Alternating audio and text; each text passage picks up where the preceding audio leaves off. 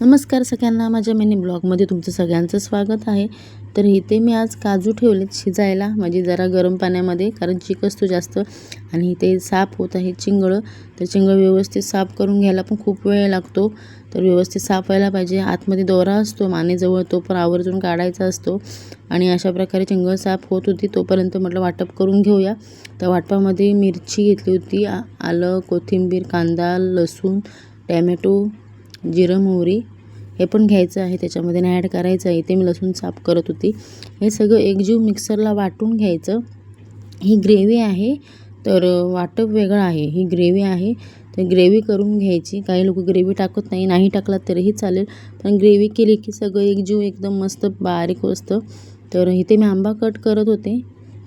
आता आंब्याचा सीझन आला आहे, आंबा कट करत होती। काजू आंब्याचं सीझन आहे, एकदा तरी हे असं व्हायलाच पाहिजे।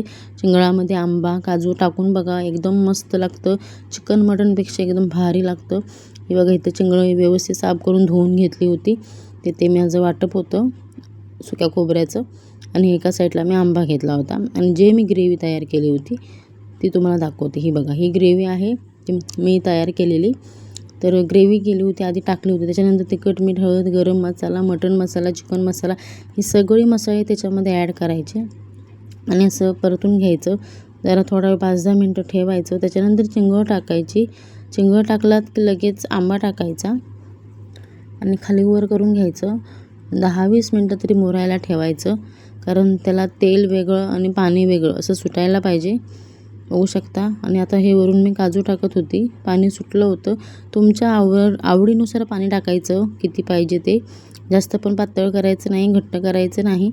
आणि मी इथे काजू टाकले होते आणि मस्तपैकी शिजलं होतं ते। काजू उशिरा टाकायचे, कारण जेणेकरून नंतर काजू एकदम बारीक होतात, म्हणून ते नंतर जेव्हा आपले ते आंबा आणि चिंगळं जे शिजून झाल्याच्या नंतर काजू टाकायचे बघा।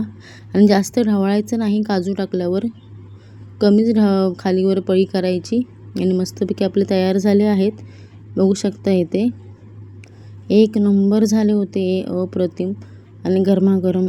मी एकच केलं होतं, जास्त पण पाणी ओतायचं नाही, जास्त पण घट्ट करायचं नाही।